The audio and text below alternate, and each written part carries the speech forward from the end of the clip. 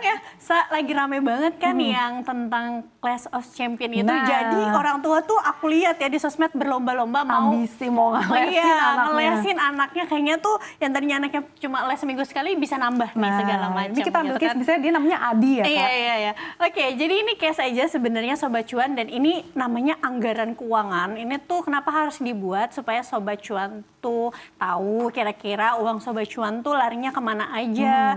Terus juga uangnya tuh udah tepat sasaran belum. Terus kira-kira bisa diidentifikasi mana yang masih bisa ditekan atau mana yang masih bisa dimaksimalin. Contoh kalau misalnya masih ada uang di akhir bulan atau akhir tahun, bisa jadi kan tabungannya digedein atau ngasih orang tuanya dibesarin gitu. Nah ini contohnya misalnya si Bapak Adi ini, ya ini sebenarnya namanya Bapak Budi, nggak apa-apa lah ya. Adi Budi kan. Jadi Bapak Budi ini adalah keluarga yang suami istri bekerja gitu ya, kelas menengah, gajinya 10 juta, gaji istrinya itu 7,6 juta nih bulanan. Nah total penghasilannya itu 17,5 juta, ini kayaknya typo ya, nggak apa-apa. Nah dari pendapatan ini baru kita catat kira-kira pengeluarannya tuh apa aja. Pertama itu mulai dari kewajiban. Jadi si Bapak Budi ini dia tuh punya KPR gitu ya, cicilannya 3,5 juta per bulan. Lalu juga harus bayar listrik, paket pulsa, dan pengeluaran rutin lainnya. Nah yang sebelah kiri ini adalah pendapatan bulanan. Di sini kita bisa lihat kira-kira si Bapak Budi ini pengeluaran bulanannya itu surplus atau defisit. Ternyata hasilnya adalah pengeluaran bulanannya 17,4 juta. Tapi yang bagusnya si Bapak Budi ini setiap bulan itu udah nyisihin ke Sasa dana darurat sebesar 500.000 per bulan. Tapi ini case-nya kalau penghasilan digabung ya? Betul, penghasilan digabung. Kan ada juga ya yang uang istri nggak mau digabung, nggak mau masuk anggaran. Lalu Bapak Budi ini juga udah nyisihin untuk kuliah anak sebesar 1 juta. Nah ini contoh aja. Sobat Cuan nanti bisa tiru di rumah. Lalu kalau kita lihat mungkin pengeluaran bulanan ini dari gaji 17,5 juta paling selisihnya tuh hanya 100.000 aja. 100.000-nya ini bisa ditambahin ke pos dana darurat tiap bulan atau juga untuk nambahin kuliah anak. Sekarang kita lihat sama anggaran tahunannya. Kalau kita bekerja di kantoran pasti kan kita punya pendapatan tahunan ya. Misalnya THR dan juga gaji ke-13 tuh biasanya tuh yang paling ditunggu-tunggu. Atau bonus gitu ya. Betul, atau bonus paling ditunggu-tunggu sama kita semua. Nah di sini Bapak Budi itu penghasilan THR dan juga bonus gaji ke-13-nya itu 2 kali gaji, lalu juga istrinya sama. THR plus bonus. Total pendapatan tahunannya 35 juta. Nah di sini saya mau tunjukkan ke Sobat Cuan, ada pengeluaran rutin tahunan juga pasti. Pertama pajak kendaraan. Lalu ada kebutuhan lebaran, karena Bapak Budi ini mungkin muslim ya. Lalu ada zakat dan infak, serta pengeluaran lain-lain tuh misalnya kan kadang anak sekolah tuh suka kasih kado, ya kan. Terus juga ada wisata. Nah ternyata ketika di total pengeluaran tahunan si Bapak Budi ini adalah 22 juta. Dari penghasilan tahunan 35 juta ternyata Bapak Budi masih punya surplus arus kas sekitar 12 juta nih Sa. Nah kalau punya surplus uang tahunan ini 12 juta bisa masuknya ke macam-macam ya kan. Misalnya bisa nambahin untuk di sini nih tambahin dana pensiun. Dana pensiunnya jadi disiapin per tahun gitu ya. Dana pensiun misalnya 6 juta per tahun karena masih ada cash ini ya. 6 juta per tahun. Gitu. Oke, jadi instead of langsung duitnya dipakai buat misalkan berlibur atau mungkin beli sesuatu, sebenarnya bisa dialihin yang lebih produktif ke persiapan dana pensiun gitu ya. Iya, jadi misalnya bikin anggaran keuangan, masukin dulu yang paling penting-pentingnya apa. Tetap nggak apa-apa kalau mau masukin pengeluaran ingin atau playing, karena yang namanya kita hidup ya, masa kita nggak boleh punya gaya hidup gitu ya. Tapi pilih dulu gaya hidup apa yang kamu mau ambil. Jadi jangan semua diinginin. Misalnya tahun ini ya mau wisata, ya mau ganti handphone baru, ya mau segala macam. Pilih dulu mana yang paling prioritas supaya nanti kelihatan sisa arus kasnya tuh ada berapa. Kalau udah kelihatan sisa arus kasnya, itu nanti Sobat Cuan jadi bisa tahu si sisanya ini mau diapain. Apakah mau diinvestasiin lebih atau mau dipakai untuk pengeluaran ingin yang mau dikejar lagi gitu. Nah, Kak Olive menarik nih. Di sini Bapak Adi Budi ini kan udah mensisihkan 500.000 untuk dana darurat. Tapi sebetulnya idealnya tuh keluarga itu siapin berapa kali sih? Perbedaannya seperti apa kalau misalkan sudah punya 2 anak ataupun masih punya 1 anak? Oke. Di sini sebenarnya saya udah bikin tabel gitu ya, dana darurat yang ideal. Tapi ini sebenarnya angka patokan aja, Sobat Cuan, angka patokan secara perencanaan keuangan. Misalnya kalau single itu 3 kali pengeluaran bulanan. Katakanlah dia single gajinya UMR 5 juta, gaji pengeluarannya itu misalnya 4 juta sebulan. Berarti kan 3 kalinya itu 12 juta ya untuk dana darurat. Sedangkan berkeluarga itu 6 kali pengeluaran. Misalnya pengeluarannya 10 juta, berarti minimum dana daruratnya itu 60 juta. Nah, cuma balik lagi sebenarnya menurutku, seperti yang di sesi sebelumnya kita sempat bahas, ini si pencari nafkahnya dia itu bekerjanya di mana? Kalau dia bekerja di perusahaan yang memang sudah established, terus kerjanya juga udah lama, toh kemungkinan besar kalau misalnya sampai di PHK pun kan ada pesangon. Jadi sebenarnya punya dana darurat terlalu besar juga takutnya nanti uangnya nggak produktif.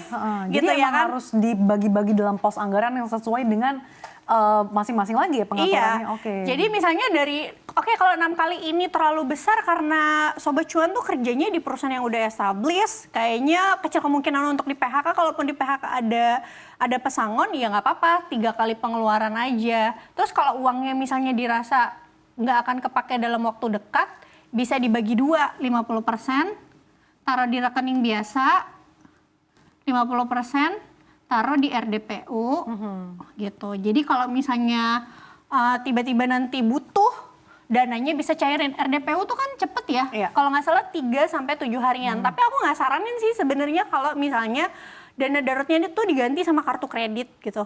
Nah itu gimana tuh? Iya, kan suka banyak yang kayak gitu aduh, ya. Ntar aja deh, yang penting soalnya kepepet nih, jadi mau nggak mau bayar pakai kartu kredit. Kalau misalnya uangnya kamu punya sebenarnya dana daruratnya, tapi di reksadana pasar uang dan ini weekend. Kalau weekend kan kita nggak bisa cairin kan. Yep. Ya itu mungkin nggak apa-apa ya ditalangin dulu, karena nanti ketika hari kerja uangnya keluar bisa terbayar. Tapi kalau kamu nggak punya dana darurat sama sekali, terus kamu bergantung sama kartu kredit untuk jadiin itu dana darurat dan kamu nggak bisa bayar full, itu bunganya gede banget loh. Bisa 20% per tahun, kan dia hitungannya kalau nggak salah per hari ya gitu. Jadi sayang banget kalau kalian harus bayar bunga terlalu besar gara-gara kalian nggak punya dana darurat. Malah takutnya gali lubang tutup lubang. Betul. Akhirnya nanti takutnya ada cash baru lagi ke depannya pas lagi nyicilin si kartu kredit ini, ternyata ada cash baru lagi, gali lubang lagi, ngambil lagi, akhirnya menggulung gitu. Nah kalau untuk dana darurat Kak Olive, sebetulnya ini kan berkeluarga misalkan 6 kali pengeluaran. Kalau misalkan yang untuk spare 3 kali pengeluaran itu misalkan kita taruh di saham gitu, karena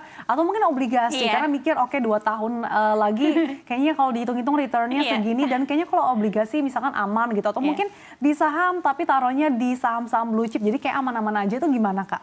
Siapa yang tahu 2 tahun lagi kita nggak ada keadaan darurat atau enggak gitu ya. Jadi sebenarnya kan dana darurat itu dipakainya tuh bukan hanya untuk kita aja, siapa tahu nih orang tua kita juga misalnya butuh sesuatu gitu, atau misalnya tiba-tiba orang tua kita sakit dan orang tua kita misalnya mungkin ada BPJS, tapi sakitnya tuh nggak yang sampai dirawat, dan yang kita sebagai anak mungkin nggak mau orang tua ngantri dan segala macam. Dalam rentang 2 tahun itu apapun kan bisa terjadi. Jadi menurutku kurang ideal kalau dana darurat itu ditaruhnya di obligasi pemerintah. Sedangkan kalau di saham ditakutkan ketika kita butuh dana daruratnya, harga sahamnya tuh lagi terkoreksi. Jadinya bukannya kita bisa pakai duitnya, malah nanti mengalami kerugian gitu. Nah ini juga menarik, pekerja lepas atau freelance gitu, pengusaha. Ini malah lebih besar nih, 12 kali pengeluaran. Gimana nih caranya kita ngatur, padahal kan ibaratnya kan kalau freelance kan pendapatannya kan nggak pasti ya Kak. Iya, justru karena pendapatannya nggak pasti itu, jadi safety netnya juga harus lebih besar. Karena kita nggak pernah tahu ya, kira-kira ini bakalan lagi rame kerjaan atau enggak gitu di momen-momen tertentu. Terutama juga pengusaha, berkaca dari tahun 2020 ketika waktu itu ada PSBB ketat ya, 3 bulan beberapa jenis usaha itu nggak bisa buka. Bayangin kalau misalnya nggak ada dana darurat ini.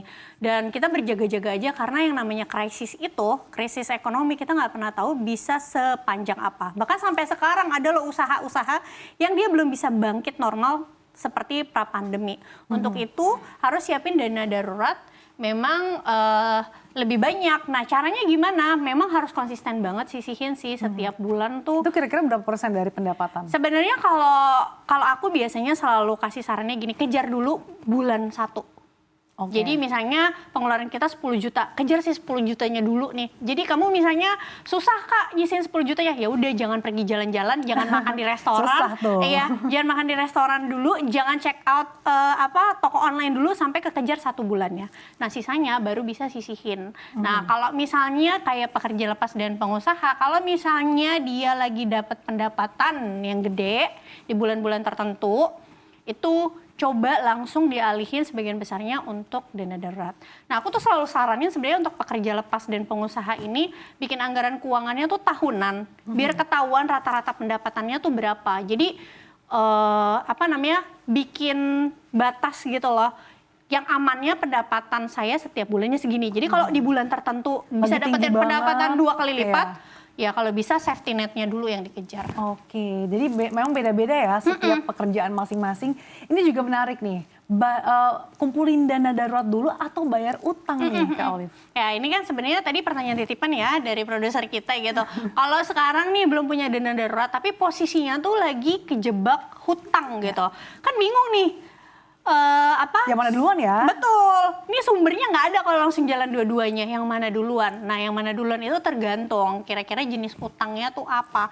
Kalau jenis utangnya itu KPR, kayak ke lembaga keuangan, itu bayar aja sesuai cicilannya, nggak usah buru-buru langsung dilunasin. Jadi kamu bisa sambil ngumpulin dana darurat. Tapi kalau ngutangnya itu ke teman atau ke saudara, lebih baik didahulukan ya, karena kita nggak pernah tahu. Siapa tahu dia juga butuh uangnya. Kalau misalnya Kak, tapi nggak ada nih uangnya, ya udah kamu punya aset apa, coba digadai dulu atau dijual dulu untuk bayar hutang ke teman atau saudara kamu. Bisa kumpul-kumpulin barang yang nggak kepake betul, gitu betul, ya, baju, sepatu, lagi pre-love gitu ya. Pre-love.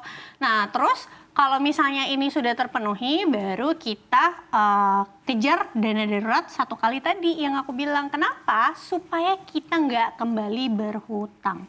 Kalau misalnya ada apa-apa nih, kita lagi fokus nyelesain hutang gitu ya, misalnya KPR. Tapi kalau nggak ada dana darurat, ujung-ujungnya nanti kita ngambil hutang baru lagi.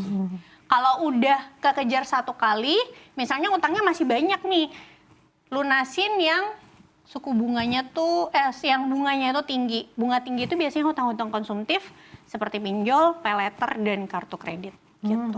Kalau udah selesai, yang ininya bisa lanjut penuhin dana darurat. Oke, kalau misalkan kita tarik lagi tuh tadi ke case yang pertama dengan topik kita juga temanmu bukan ATM berjalanmu. Kalau misalkan dia minjem ke saya nih, terus kemudian ternyata kita nggak tahu dia juga minjem ke orang lain. Nah itu kan artinya ternyata banyak kan yang dia pinjemin. Nah itu gimana tuh cara mengatasi dan juga cara nolaknya tuh? Ya, itu biasanya ketahuannya udah belakangan kan. Kalau udah kredit macet nggak taunya ternyata dia ngutangnya di banyak orang. Memang kalau udah kayak gini, kalau uang kita udah terlanjur nyemplung ya kita bisa apa lagi kalau nggak bersabar gitu. Nggak mungkin juga kan kita ambil aset-asetnya dia atau kita polisiin dan lain-lain gitu. Ya paling bersabar tapi juga berusaha untuk nggak minjemin lagi. Karena percuma kalau kita bantu dia untuk minjemin uang lagi, itu malah jadi tambah besar. Apa kita harus ikhlasin aja gitu ya? Kalau misalkan orang atau temen yang minjem tergantung nominalnya kali ya. Oke, kalau ternyata banyak juga iya, kalau lumayan nominalnya harus ratusan dikejar. juta ya masa nggak dikejar ya.